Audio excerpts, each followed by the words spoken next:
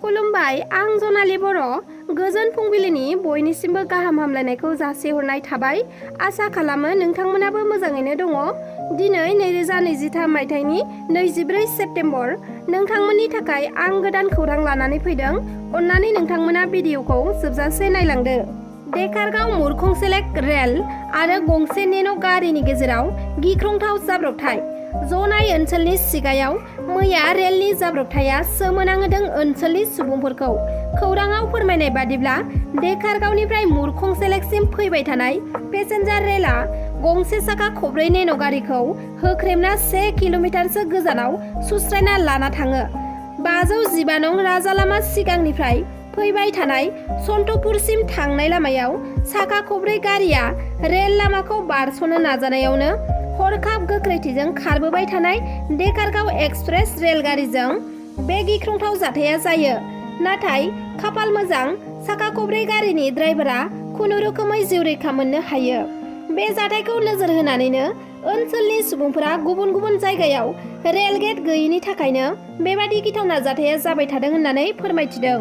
नगाव जिल्लानि रहायाव बरफुजिया block public health सेन्टारनि doctor प्रशान्त दासआ सासे आइजोखौ जिनाहारि खालामनानै पुलिसजों एरेस्ट खालामजादों।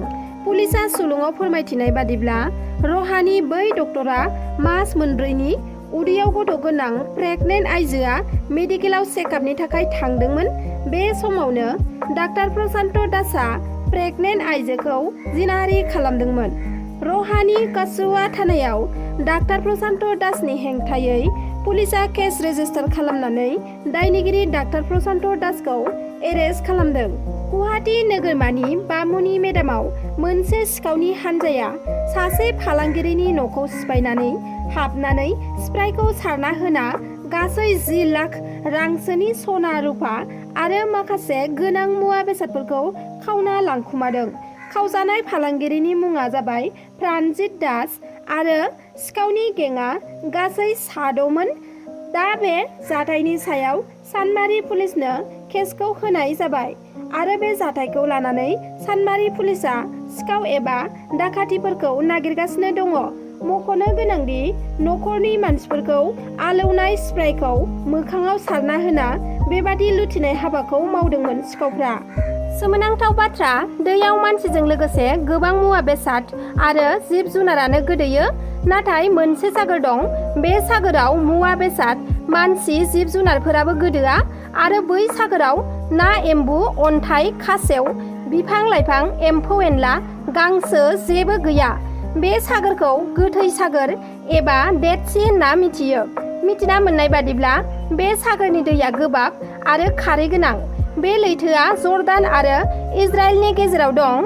फोरमायनाय बादिब्ला बे सागोरनि हाया जोबोर मोजां आरो बेसेन गोसा।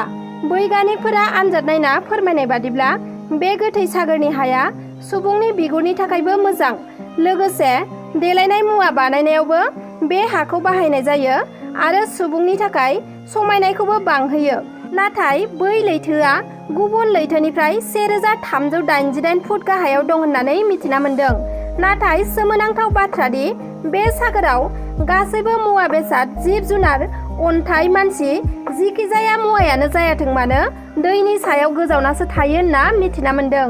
बर' सुबुंफोरा सरकारनि हा एबा हाग्रा बिफाननि हाखौ दखल खालामना थाहैनायखौ होस्रांफिनदों हाग्रा बिफाना। चिरां जिल्लानि भारत-भुटान सिमा ओनसोलनि लावख्रिगुरि हालामनि हाग्रा बिफाननि हाखौ दखल खालामनानै थाहैनाय गासै गं 22 बर' न'खरफोरखौ होस्रांहैदों हाग्रा बिफाना। मिथिना मोननाय बादिब्ला बे हा दखल खालामनानै थाहैग्रा रायजोफोरा लावख्रिगुरि गामिनि होननानै मिथिना मोन्दों। रायजोफोरा फोरमायनाय बादिब्ला निज्ला दैया लावख्रिगुरि गामिखौ 6 बोसोर लोमसावबाय थानायनि जाहोनाव रिलिफ थानो गोनां जादों। गासै 50 न'खरफोरनि मादाव 40 न'खरानो दैजों खोबजानो गोनां जादों आरो सरकारनिफ्राय बिथांमोननो जिबादि खोथा होदोंमोन बेबादि जेबो सुबिदा खालामना होआखै सरकारा। बिनि थाखायनो दैबाना जोबजासे हाग्रा बिफाननि हायाव थाथ'दोंमोन होनना फोरमायथिदों बिथांमोनहा। ओजोंहाय हाग्रा बिफाना बुंदोंदि हाग्रा बिफाननि हायाव रावखौबो थानो होनाय जानाय नङा। मानोना बबे बबे जायगाया हाग्रा बिफानाव गोग्लैयो सिमा होखानानै दोननाय दङ। बिनिखायनो आयेननि नेमखान्थि बादियैसो दखल खालामना थाहैनायफोरखौ होस्रांदों होनना फोरमायो हाग्रा बिफाना। ट्रेननि टिकेटखौ लानानै सानै सुबुंनि गेजेराव नांज्लाय खमज्लाय जानानै बुथारलायदों। राजस्थान रायजोनि जागातपुरायाव सानै सुबुङा रेलगारिनि सिटनि थाखाय नांज्लायलायो आरो बे नांज्लायनाया उनाव बारा जालांना सासे सुबुङा गुबुन सासेखौ बुयै बुयै इनायै बुथारदों। बुथारजानाय सुबुंनि मुङा जाबाय चन्द्रराज मीना आरो बुथारग्रा दायनिगिरिनि मुङा जाबाय जितेन्द्र मीना। बुथारखांना जितेन्द्र मीनाया जाथायसालिनिफ्राय खारखुमा लाङो। दा बिखौ एरेस्ट खालामनो थाखाय राजस्थान पुलिसा नागिरगासिनो दङ। दिनैनि खौराङा बेखिनियानोमोन। नोंथांमोना जुदि आंनि चेनेलखौ साबस्क्राइब खालामाखैब्ला अन्नानै साबस्क्राइब खालामनानै ला, जाहाथे आंनि गोदान गोदान भिडिअ एंगारोब्ला नोंथांमोनाव सौहैनो हानाय बादि। लोगोसे लाइक, शेयार, कमेन्ट खालामनो दाबाव। गोजोन्थों।